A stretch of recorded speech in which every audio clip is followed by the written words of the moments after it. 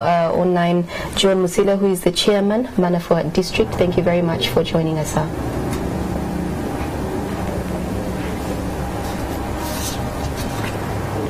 All right. Well, let me start with you, Martin.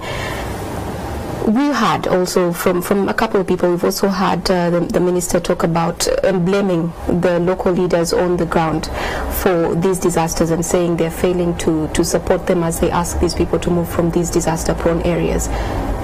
Should the blame be there? Well, I feel there should be no blame, but of course sometimes some politics also creates a problem. One is if the land is made available, the people should be supported to move to the land. I've met with these populations, I've visited these villages. The people are willing to move, but they will need boreholes, they need water sources, they need roads, they need schools for their children. They need some support to build a house. These people are extremely poor.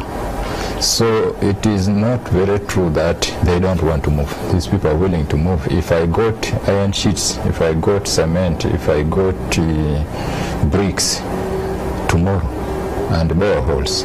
And you facilitated that move and made sure they were moving to a place where they had all of these resources? Yes, they would move. How do you get this information, for example, that now there is a landslide, we need to act? How do you get it? I have a very big network. I have 750 smartphones in the communities in the mountains and connected to my office, and I have officers who sit there 24 hours. They are monitoring what's going on, and those people, whatever they don't understand, they take a picture and send, including videos. So what happened in this instance? They sent us information immediately that we could see trees rolling down, and usually when that happens, we inform them of what to do. We have 150 megaphones, and these people are supposed to tell others to run away using megaphones. So one megaphone goes off and the next one hears and also starts to talk to them. And within a fraction of seconds, all the 150 megaphones are sending out information. Okay. Well, I'm hoping now we're able to get Mr. Musila. I hope you can hear us. Yeah, Karunja, I can get you, although quite right. may not be all so that we've heard from a number of people that quite some of the blame is on you, the local leaders, that when people are asked to move from these areas that are disaster prone, you keep them there for whatever reason. Is this true? Is this something that we should believe? It is not true, Karunji, because a blame game is not right at such a moment. And true, somebody may say, we local leaders are responsible. Who are those local leaders? On the 16th or 17th of May, just this year, when I suffered in Manapa, a massive landslide, I talked to my brother, Honorable Chwero, and I told him, let us have a meeting of local leaders, those of us who are LC5's governors, LC3s, and our MPs of the region. Now, of course, he has not called me now 5 months down the road. Secondly, I thought if there is one opinion of one local leader or MP or whatever, it's not the opinion of the region.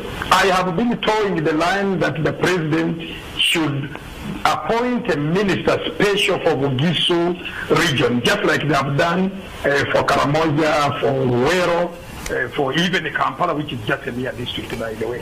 But this is a massive region which is suffering this all the way, about 10 years down the road. All right, John. Do you think, Martin, that this is something that is feasible to actually have somebody, particularly in charge of this area, knowing what it is? Mount Elgon region? Now the response will be very fast. I want to say, and we take thanks to 3rd Division, the UPDF, which responded very fast yesterday. John, I'd like to hear on the same. I've had your thoughts on that. I would like to hear from the Commissioner on whether this is something that is feasible and that could be taken up. I think appointment of a person or of people doesn't solve the problem.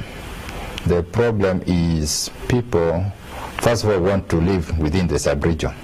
And the president came up with a very clear program. He said we can create urban centers within each village whereby people really live in plots of land, but in a safe location, and then they access their gardens and back. Now this involves so many people. It involves Ministry of Housing, it involves surveyors, it involves a number of institutions. So appointment or no appointment, it is a point of having a clear program, having clear resources, and the technical capacity to implement this. We have the team, we have the program. We developed 3 strategies. The village urbanization program is ready.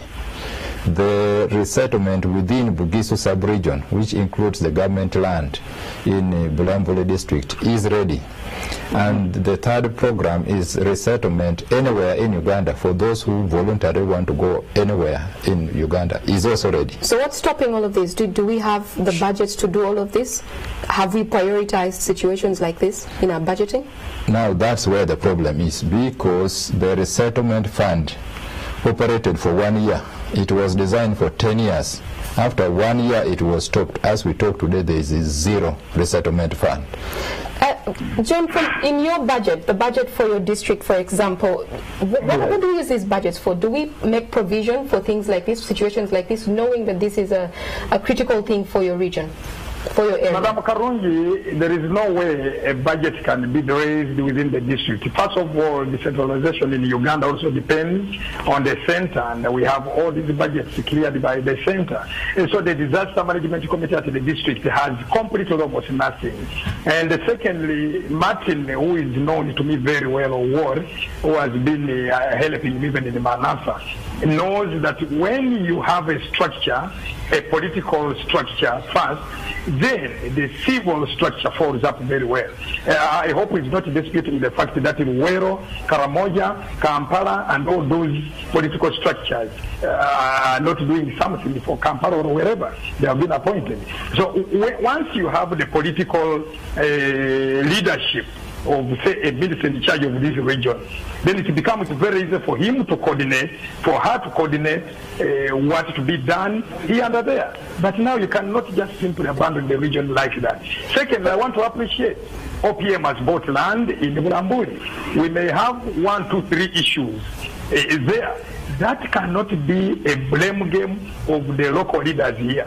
I engaged Bwana Martin when we were in Ryder Hotel. I told him my people even want to move there and make their own shacks, even if you have not put in a few amenities like schools or hospital or whatever, because within the Bulambuli where the land is, there are primary schools in the Bulambuli. All right, yeah. Well, just before we sign out, because our time is quickly spent, Martin, I want to find out from you, what do you think of when you have situations like this and you're talking about the budgeting not being enough, the funding not being enough for you, but when we have certain things coming up, money is quickly found to give different groups that, you know, the powers that be might want to please at that particular moment. What do you make of that for situations like this, the money just does not show up?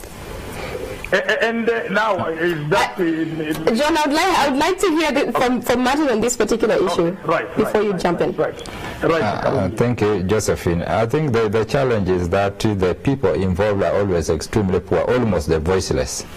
And that's why I agree with the chairman that how many people realize the sufferings of these people until a landslide has occurred. Remember, this is the 67th landslide between May and today. In the chairman's district, 2 very large landslides occurred recently, very, very large. But because we mobilized these people who had worked together, yes, nobody died. Now, when nobody died, sure, it doesn't make news. So out of 67 landslides, only 1 has made news, this one.